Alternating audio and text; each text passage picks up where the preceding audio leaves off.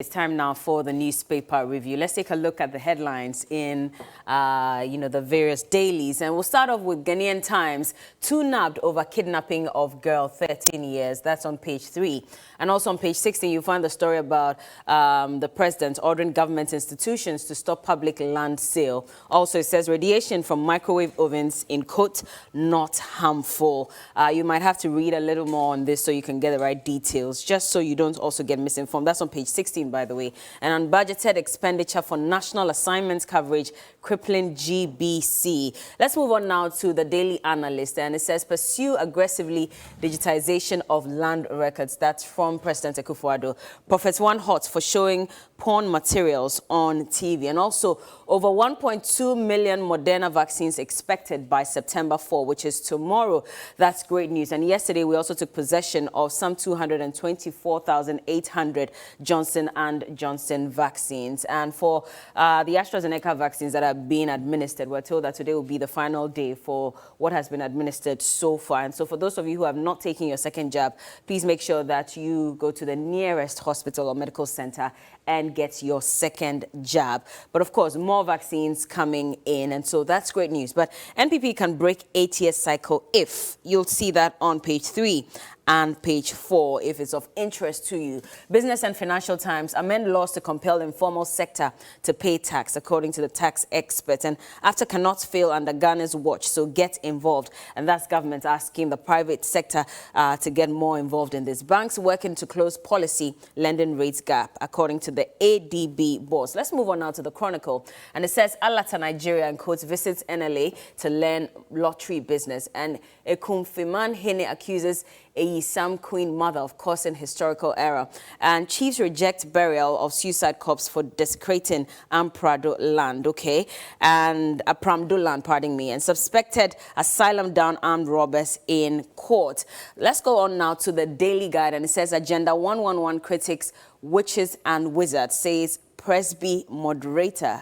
Oh, wow. Okay. Nana wants sanity in land administration. By the way, that story is on page 2, I believe, of the Daily Guide, so please go read it. Nana wants sanity in land administration, and one trial adjourned to October 11. Suhum MP driver caged over bloody clash. We're told yesterday he was arrested after he was accompanied to the police station by one of the members of the NPP in that district. Daily Graphic halts fraudulent sale registration of lands. President charges Lands Commission. Downpour recorded across the country, and well, not too many places were flooded as expected, especially the areas around Odona. I mean, it would have gone way up above the heads of the people who live in that area. And they said with 2 hours of rain last year, it was horrible, but at least this year there was no flooding. And so that's some good news there. Herbal treatments for COVID-19 in Offin, and graphic Zoom Lion sanitation dialogue in Bono East today. Now, the Herald says CSO names Haruna Idrisu and Atufos in GNPC bribery scandal as government-sponsored trip to America breaks NDC front in Parliament. KK Sapon should not have gotten GNPC job after BNI and KPMG indictment over $1.4 billion US dollars toward debt. ASEP's Ben Boachi. An Italian oil company drags Ghana to London tribunal over attempts to force struggling Springfield E&P. Okay. The Ghanaian Observer, Ghanaian pursue aggressively digitization of land records. Anna Dompré commissions 10 ICT centers. President Akufo-Addo's Germany-UK travels brought home over 50 million Ghana cedis worth of COVID vaccines. And we'll get into this conversation because Mr. Gabi Otredako has been speaking, and he said instead of us focusing on the good that came out of that trip, we seem to be focusing more on how much was spent on the trip. And the MP, of course, has spoken about this issue and says that the president spent about $14,000 an hour on another luxurious jet. And so he's asking for a policy that will check the president and ensure that whichever president that comes into power will be forced to use the presidential jet, unless, of course, there's another reason not to. NLA to help build Nigeria's strong lottery industry. And finally, to the Republic Press, fresh headache for new IGP as ritual and spousal murders welcome him into office. Suhum Butcher caged after inflicting cutlass wounds on NPP communicator and Kaswa toll booth pothole. Those are the headlines in our newspapers. Lawyer Abraham Amaliba has just joined us this morning. He is the head of the legal team of the NDC. Good morning, lawyer. Good morning, How are you Bella. doing? I'm well. I'm Yeah? okay. I'm okay this morning. Okay. Just that when you cast your mind and think about how the governance of this country is, you begin to think that we are headed into the doldrums. The economy too is not improving. It's every day you have it worsening. But besides that, we have to soldier on as individuals and hope that at the end of the day, in 2024, the people of this country would change this administration.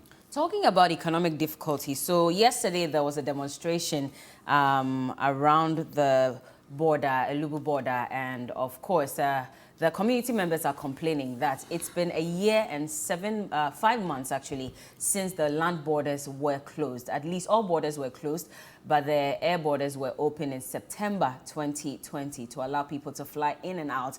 And there were some stringent measures to ensure that people do not import or export the COVID-19 virus.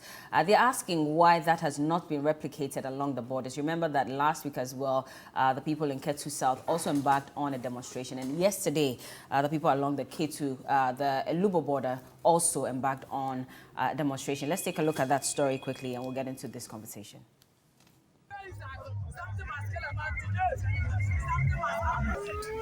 Residents hit the streets to demand the reopening of the Elubo border.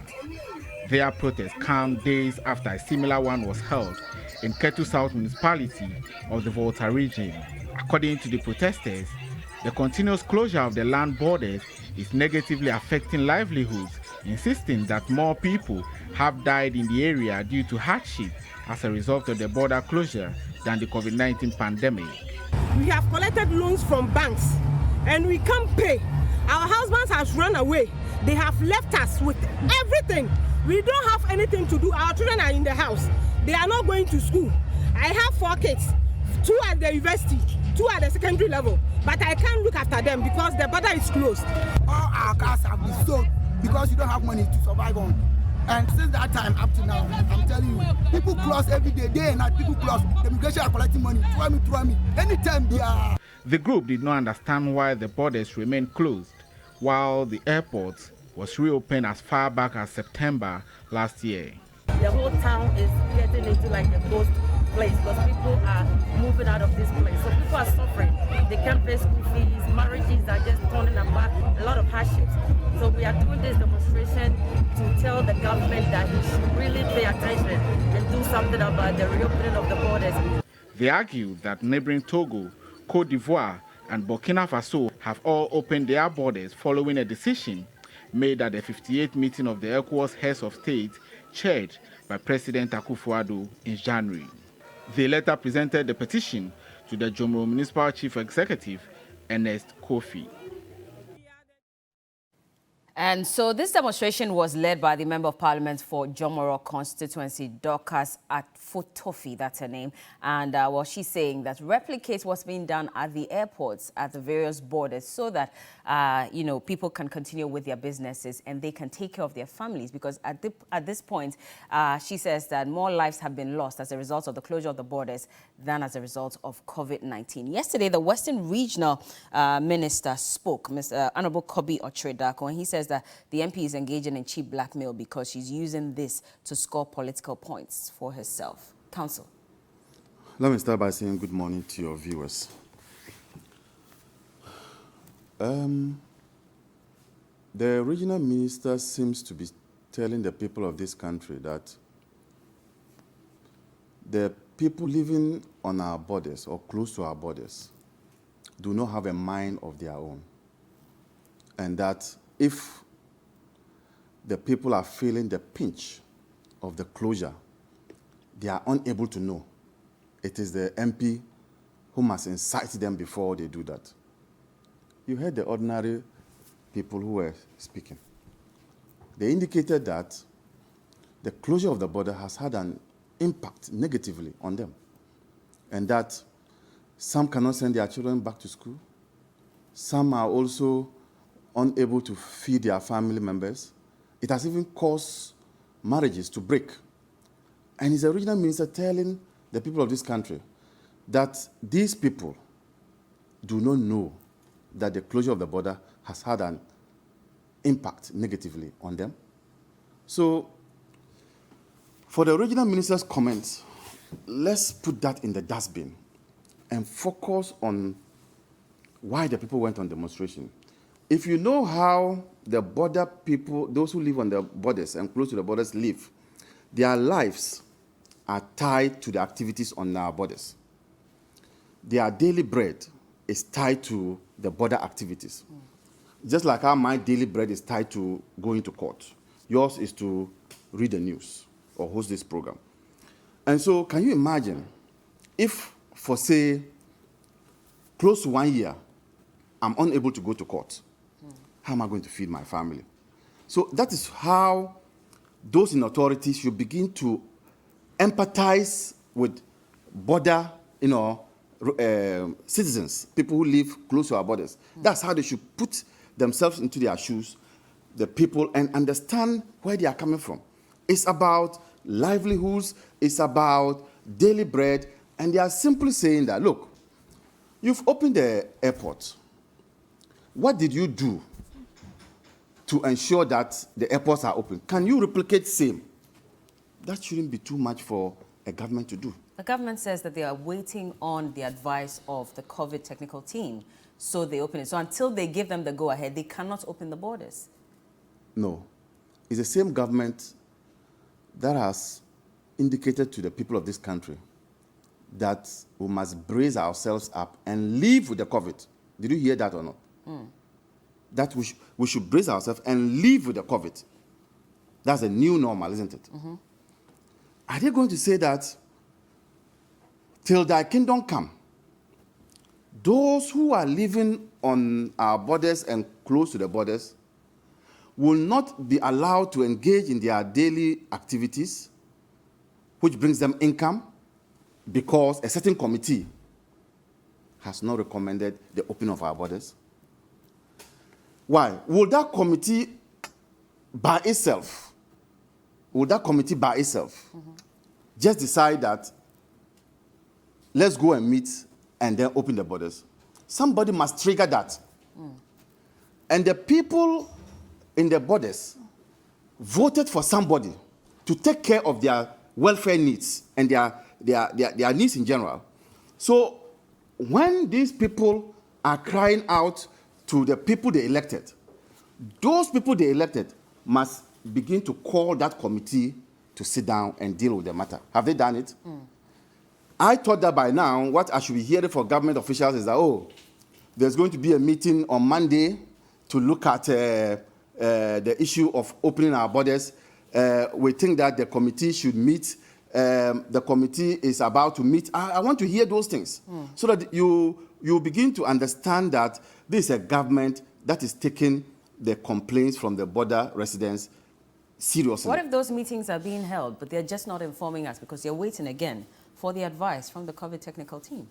What if? Good governance requires that you give feedback to the people. Is this government saying that they are unaware of that? So let's assume what they are saying is true, that they are meeting. What stopped the minister who spoke the way he spoke from assuaging the pains of the people that these meetings are ongoing and technical committee is looking at how to ensure that the borders are open and that with this COVID situation, there will be measures put in place to ensure that the borders are open? What stopped the minister from saying that? He had the opportunity to say that. Why didn't he say that?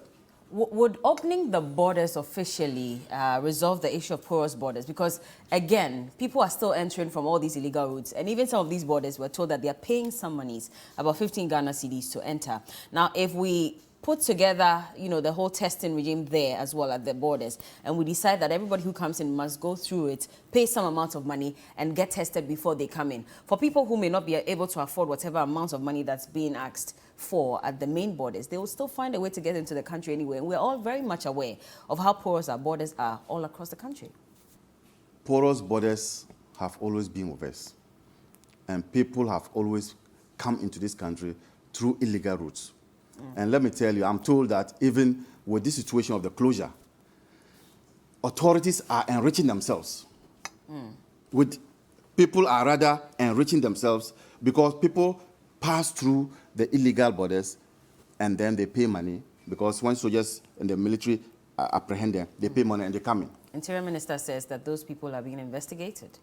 It doesn't matter. 5 of the immigration officers are undergoing, some investigation and prosecution and all that. It doesn't matter. What it simply tells me and you is that what I'm saying has been confirmed. So I do not think that the failure of government to ensure that our borders are well manned, the failure of government to do that should be the reason why the people should suffer. The people who are calling for the opening of the border, they are rather asking for the legitimate means by which people can come in and go out. So they could have also said, look, let's use the illegal routes. But they are demonstrating to let government hear that there's a need to open the borders so that they can do legal business. Else they could have also decided to join the bandwagon and do illegal business. So I think that at this point, last week there was one at Volta region. Yeah, then Ketu South, and then there's one yesterday or 2 days ago. Western region, yes. It's now time for government and for the president to begin to think of how those borders will be open. He's the head of the ECOWAS sub-region. If other neighboring countries have opened their borders, he has no business still closing the borders. It was the same president when the Nigerians closed their borders and our trucks were stranded in Benin to Nigeria. This same president came out and chastised the Nigerian authorities. So if today he is also closing his own borders and his people are up in arms and are angry at the closure because their livelihoods are being threatened, he should be magnanimous enough to deal with the matter than allow his minister of Western region come to spew that, excuse my language, nonsense to the people who are legitimately calling for the right things to be done. I think that it's time for the government and for the president to deal with that matter once and for all. All right. We were hoping that we would have the NPP rep here to respond to some of these questions as well. And so if the communications team is watching us, or if any member of the NPP is watching us, please let whoever is supposed to be on air with us this morning to come and also get to answer some of these questions. We'll move on now to another topic, and hopefully by then we'll have someone from the NPP join us. But right now we have lawyer Abraham Amaliba. He's the head of the legal team of the NDC. He's in the studios with us. And so you recollect that sometime on the 16th of May 2021, there was some allegation that was leveled against the president with regards to his trip. It was a 9-day trip to France, to Belgium, and to South Africa. And this allegation was put to bear by the Northong MP, Honorable Kujeto Ablakwa, where he accused the president of chartering one of the most luxurious private jets ever. It cost £15,000 an hour to travel to these countries. And so by the end of his trip, Ghana had spent about 2.828 million Ghana cedis on the president's trip. And so Mr. Kujeto Ablakwa was asking for the finance minister to come answer some questions in Parliament. He did come to Parliament and he said that, well, these answers, well, he mentioned that these answers are supposed to be given by the Defense Ministry. We heard from the Defense Minister who gave a plethora of reasons as to why, the president had to fly the private jets, one of which he said that, of course, looking at the kind of trip that the president was going on and the number of people that were required to be on that private jet, on that trip, they needed to hire another private jet. Now, weeks or months down the line, we have another allegation coming up after the president visited Germany recently. And the same MP, Samuel Kujeto Ablakwa, put out on his Facebook page alleging that the president chartered another luxurious private jet at the cost of $14,000 per hour. And so at the end of the trip, we're told that about 3.4 million Ghana cedis had been spent on this trip. And he was asking again why the president and his team decided to go rent another luxurious private jet, to travel to all these places. So he's asking for us to constitute a national policy on presidential travels akin to what pertains in other jurisdictions. Let's hear what ASEPA had to say about this particular issue. We'll come back and find out what lawyer has to say on this as well. If we have the money and we are paying to give our president a little touch of luxury, it doesn't hurt. But when the country is struggling to recover from the shock it took from COVID, and also the economic mismanagement the government themselves have taken or run the country through, and at this difficult moment, the president still insists on spending £14,000 an hour to rent a presidential jet just to travel for a few days in the UK. Whilst we don't have vaccines, some of the things we don't have are as cheap as hospital beds. We don't have them. For a foreign pilot who has no allegiance to this country to be flying our president around, it's a huge national security risk that the president is putting himself through.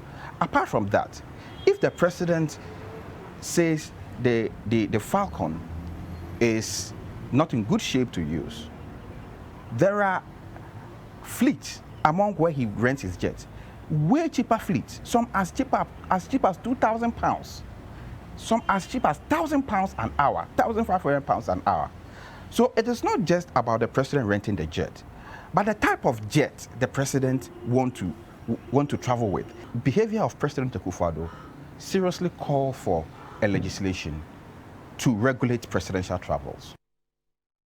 And that's Mensa Thompson. He's the executive director of ASEPA. That's what he had to say about it. Just to give you some more details about it. So, per the post by Honorable Kujeto Ablakwa, he says that for his recent travels to the UK on the 27th of July 2021 to attend the Global Education Summit and last week's state visit to Germany, he blatantly refused to travel on the presidential jet. Instead, he opted for another top-of-the-range VIP luxury charter jet, specifically known to industry players as Boeing 737-900ER BBJ-3. It is a Luxembourg-based aircraft, and he says that it's a 19-seater luxury jet.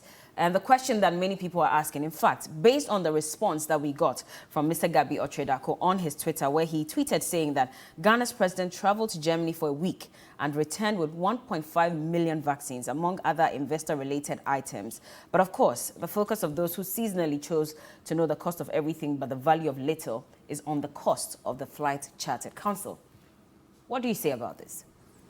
That the president is a complete disaster. Why do you say so? Let me say it again. He's a complete disaster. This is a president who said that because of COVID, he couldn't increase salaries of workers beyond 4%. True or false?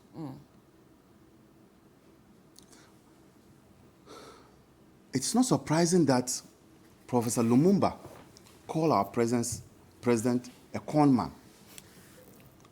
It's not surprising. This is a man who said he was coming to protect the public purse.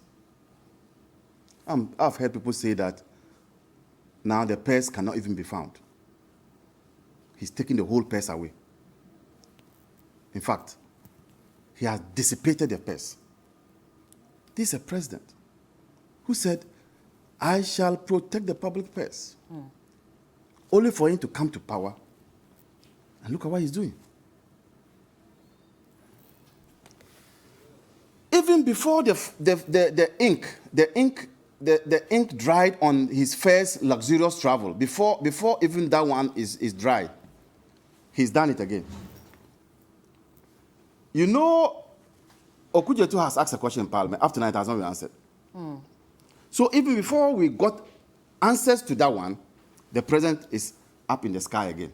But the defense minister responded to a number of these, allegations. Has he told you how much it cost? Has anybody? They have been tossing the question. Oh, finance minister. Oh, defense minister. Now national security should come. It's a simple matter. Did you fly with a jet to say UK? Answer yes. Did you pay for the flight? Yes. The next obvious question is how much is it? How is that difficult for this government to tell the people of this country?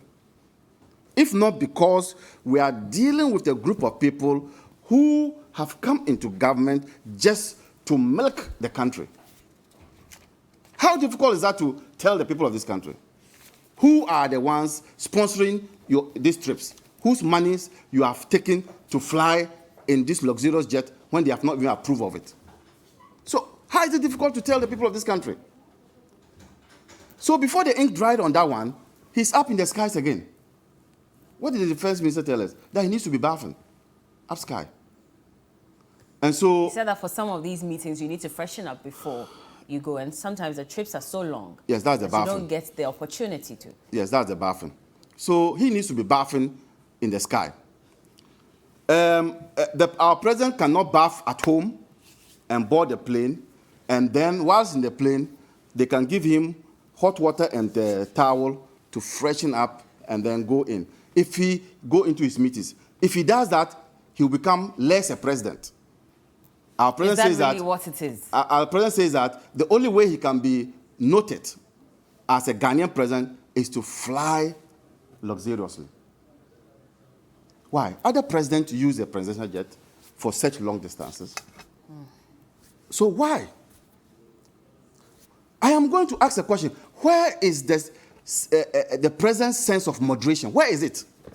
Has he even got it at all? Has this president got any sense of moderation? Look, you are going to beg people for AstraZeneca. You are going to beg for money. And that's what Gabi is talking about. I think that we are all fools. That we are not looking at the results. Can we achieve that same results by using the presidential jet? So do you think that if we had used the presidential jet to go to Germany, the German government would deny us AstraZeneca because we came with our presidential jet and we should have come in a luxurious jet? Let's go back to some responses that the defense minister gave when he was responding to the earlier accusation. And he said that we could have had the DBJ, we could have taken more people so that in some cases, when we had to fly some extra people out, we use it. But the NDC rejected that second jet that was requested by former President Kufuor on political basis. And so he was trying to give a reason why sometimes we have to go out there and get another private jet when we need more numbers. What guided the NDC to do what they did was this sense of moderation that I've just talked about. That your people cannot be hungry. Your people cannot be demonstrating. Your people cannot find food to eat, and yet you are living large. That is what informed the NDC by saying that, look, presidential jets, 15 people can go. Those who are to follow up can take commercial flight. How is that bad a thing for them to begin to say that it's the NDC that caused it? Of course, would we not have saved more if maybe we had that and it could send all our, security service officers, out if they need to go? Because that was the concern that he had, that the armed forces requested for these private jets because, we needed one that could carry more people. And maybe if we had that, we won't have to now go and be renting some of these other jets if we have to go on trips with a larger, number of people. Okay, so if you had the resources, you could have gone for that. The NDC says that we are in dire straits. The economy cannot support that type of plane. Let's take this one, and when the economy improves, we can now go for this luxurious or bigger plane if you want. That is the sense of moderation I am saying that this president lacks. You are telling the people that we should tighten our belt. And if you are criticizing them, anything that goes bad under this administration, you are criticizing them, they say, oh, it's the COVID. They blame everything on the COVID. And I was here last week to tell you that I'm sure if some of them cannot impregnate their wives, they will even say the COVID is the cause. So they have used COVID as the excuse for their poor performance. So if you have told the people that it's COVID that has caused the downward trend in our economy, then you, the one who is telling the people, must have a sense of moderation in the way you do things. So I also believe that probably the president is saying to us that, look, I tried to be president for 3 occasions when I was young. You didn't give it to me. Now that I'm old, you've given it to me. I will show you people. So even if the more you criticize him for engaging in those luxurious trips, the more he does it, rubbing it in. I think the problem is not the president. The problem is that Prez moderator who, in spite of all the challenges that we have in this country, is insulting people who are criticizing the Agenda 111 program. Such a person, instead of him to look at some of these things and call the president out and tell him that, Mr. President, you don't do this at this time. He's rather a pastor, a priest, who should be magnanimous in the way he speaks, who should have a kind heart, is insulting people for criticizing Agenda 111. That's for him, that's of all the problems in this country, that is the one that he thinks is an issue for him.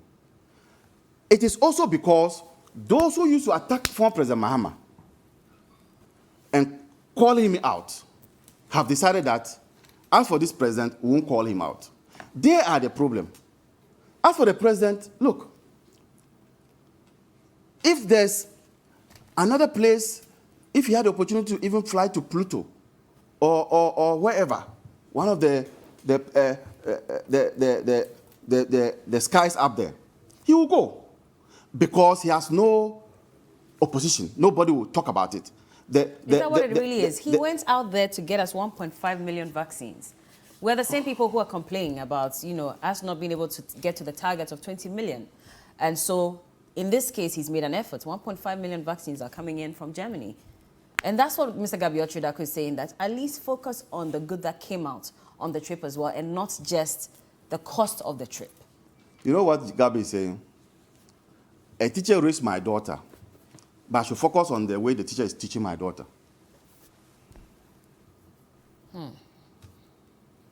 The president is raping the people of this country with his lifestyle. Gabi said that even though the president is raping us, we should look at what he has brought in. I am saying that, couldn't that same teacher teach my daughter without raping her? Okay.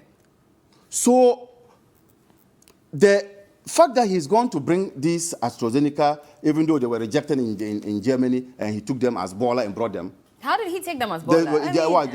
Germany, they rejected them. Do we need it or not? They rejected them. Do we need Have it we or found not? out why they rejected them? No, but do we need it? Have we found out why they rejected them? Could it be that they have more than they Have we found out? What are you Could asking? it be? You are asking questions. But you are saying, no, you are saying have they told us why the people, Germany have rejected them?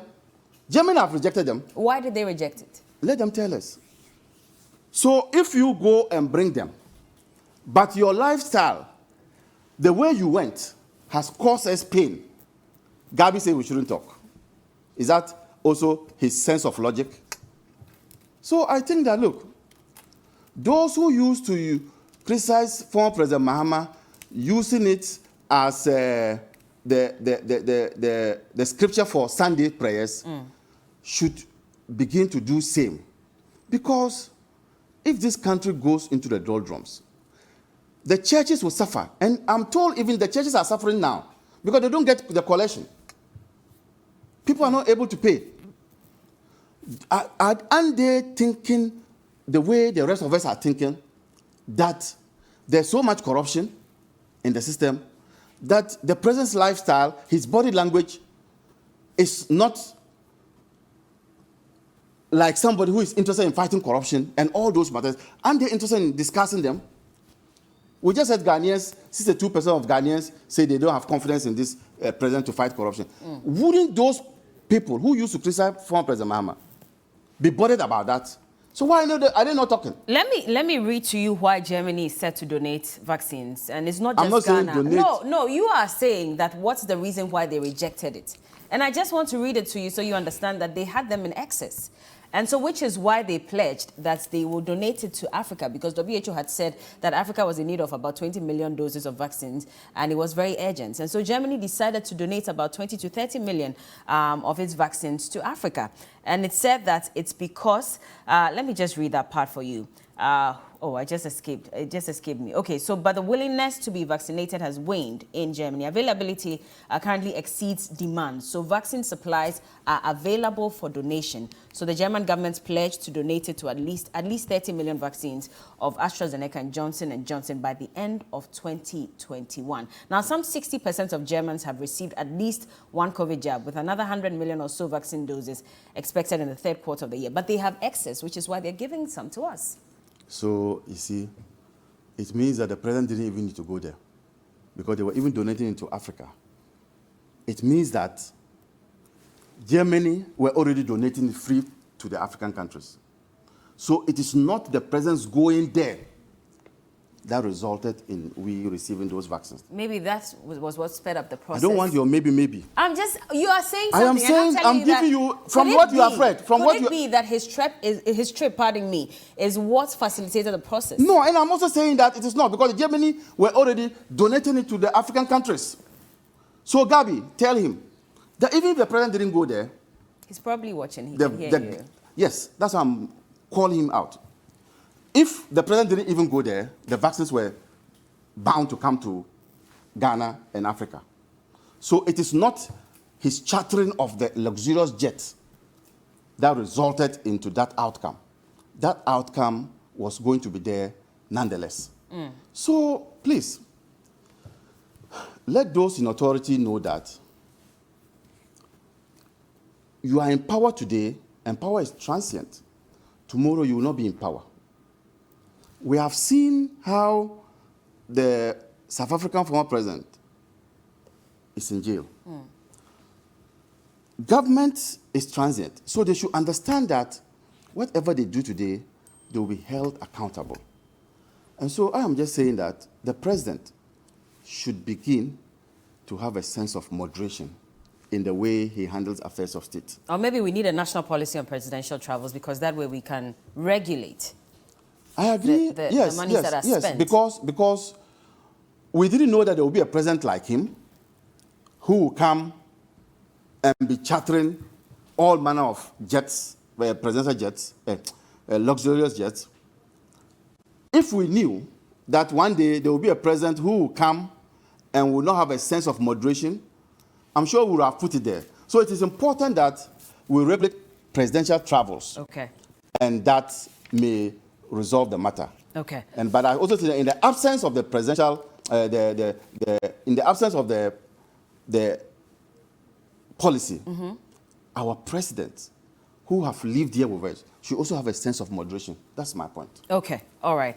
And I'm sure that this will also be raised in Parliament when Parliament gets back, to work. At the moment, they are on recess. But let's move on now to our final topic before the time runs out. And the National Development Bank has also come up for discussion, especially because we've heard from the minority, and they're saying that they've noticed, they served notice that they will reject the use of public resources in setting up the bank. Now, we got indication that the Finance Ministry did not necessarily or will not send it to Parliament so that they can give approval for the setting up of the National Development Bank. In fact, yesterday, the Deputy Finance Minister, Mr. John Kuma, spoke on this particular issue.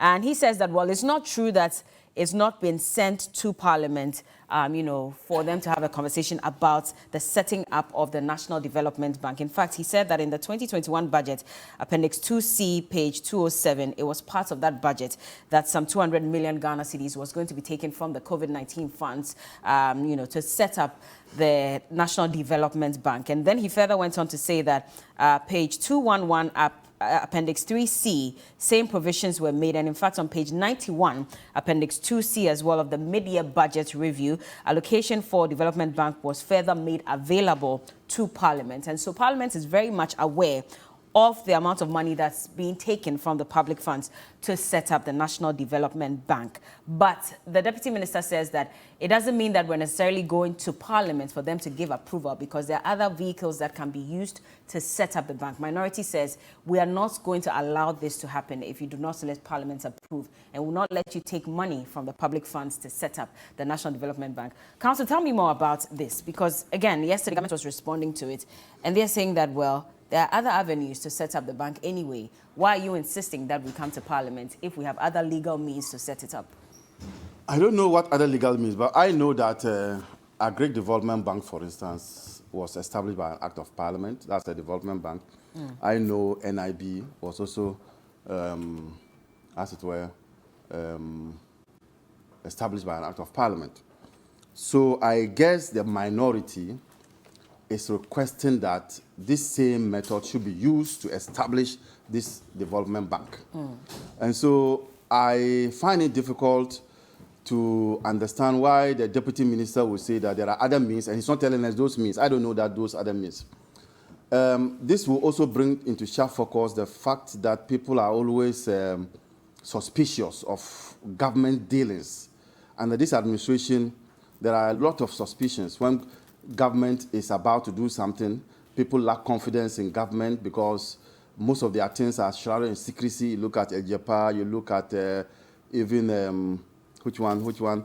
This ECA, the taking over of shares in ECA and then AGM, all shrouded in secrecy.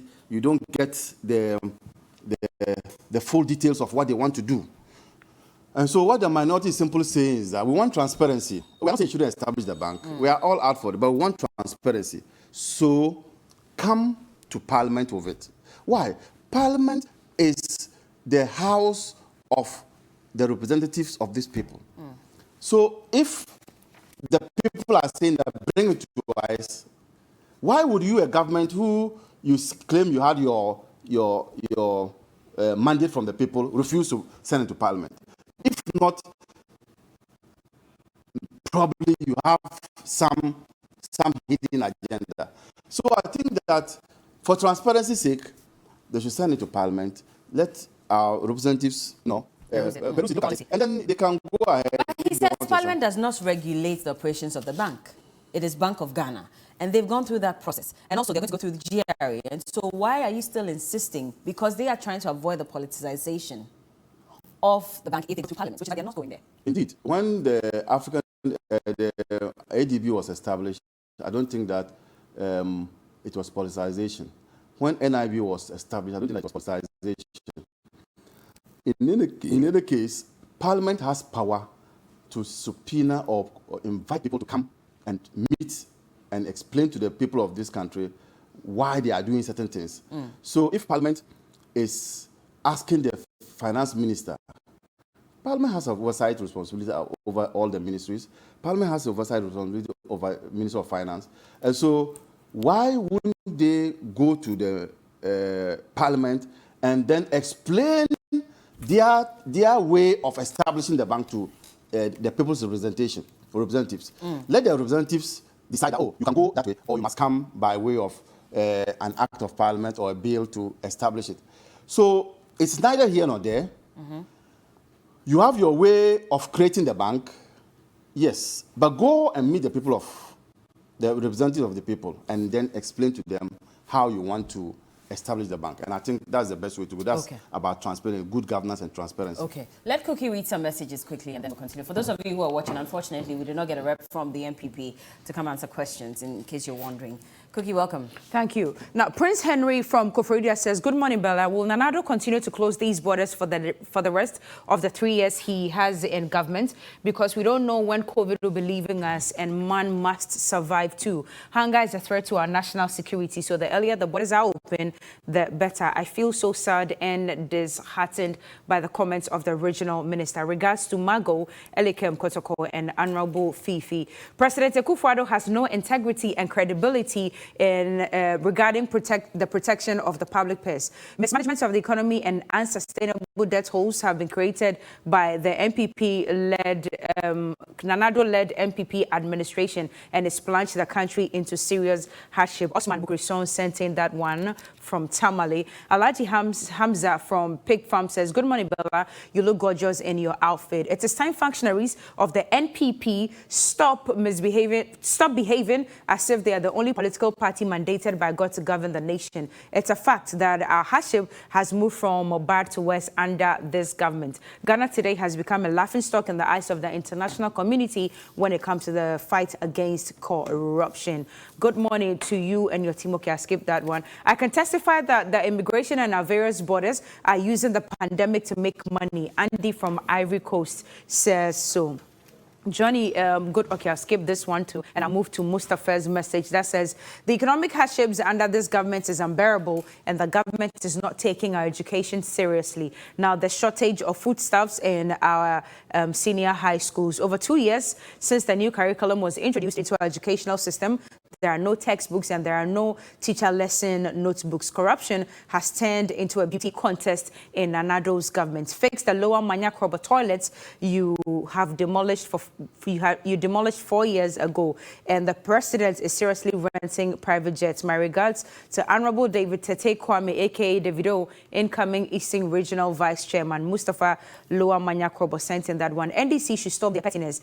It is not this irresponsible criticism that will win them power. I do say of Nadmo and Bekwai sent in that one. Good morning, TV3. Please tell NAPCO to pay the Heal Ghana trainees. For 5 months now, our allowances have not been paid with the excuse that we have got permanent posting. Got away from Keta sent in that one. Good morning, Bella and lawyer Amaliba. It appears anytime something happens, experts only talk, but nothing happens. May I ask this question? Is there not a law in our 1992 Constitution that can call the President of Ghana to order when action is... Okay, well, I've gotten the question. So he is asking, Etonam is asking that the president must be called to order, and he's asking if the Constitution doesn't state anything like that. Good morning, Bella. Akufo-Addo is aware this term is his last term. Therefore, he wants to empty the public purse before he leaves. Ghanaians thank him very much for all the difficulties he is compounding on them. Tewia from Walensee sent in that one. Now, since nobody from the presidency came to deny the claims of Honorable Ablakwa in the previous trip, it means this one too is true. My problem is the public purse being protected. In fact, the public purse is missing. King Dubos, Aguna Duyakwa sent in that one. Did I hear disastrous Amaliba say our press is a disaster?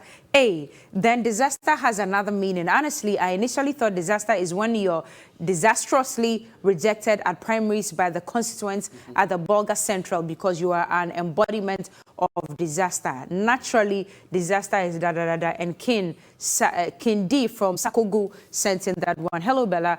NAPCO beneficiaries have not been paid for 2 months now, and we have been kept in the dark as to how they're going to be made permanent. And this last one says, good morning, Bella. May I remind you, the Ghana presidential aircraft is equipped with washroom facilities. The president is just besting the nation because he doesn't care. He doesn't care about anyone but his wife, Rebecca. Harvey from Tessano sent that one. All right. Thank you so much, Cookie. Oh, my God. All right, your final words on this particular issue with the bank before we move on. The Black Stars are playing later today as well. This will be their first World Cup qualifiers. I'd love to hear what you have to say about that as well. Well, I think I've indicated that there's a need for the government to be transparent in their dealings. So to refuse to send the establishment of the bank to Parliament and then say there are other means, when they've not also told us those other means, for me, smacks of a government that has something to hide. But they said that they'll go to GRA anyway, and that's how they're going to establish this bank. No, all those things are done by every company. If you are establishing a company, you have to go to GRA, you have to go to, if you are a bank, you have to go to the Bank of Ghana and those things. So those are normal things. But to establish a national bank without the people's representation dealing with it, for me, is a no-no. Okay. For the Black Stars, this is their first match towards the attempt to qualify for the World Cup. I think they'll have to put up a good showing. Their next match is in South Africa, but they will have to put up a good showing today, and then ensure that they will put fear in the South Africans that we are capable of even coming there to beat them. a disastrous start will not be the best. Okay. It is for them to put their best foot forward and deal and ensure that they beat the Ethiopians. And it's doable. Ethiopians are a team that we are capable of beating, even though nowadays in football you cannot say there are minnows. Yeah. So I think that they should put up their best. All right. Well, we'll give you more of that when it's time for sports. That should be in the next few minutes. Lawyer Abraham Amaliba is the head of the legal team of the NDC. We tried to reach the side of the MPP, but to no avail. And so if you're watching, let them understand that they were not here to answer the questions, and it's no fault of ours. We're expecting that they would be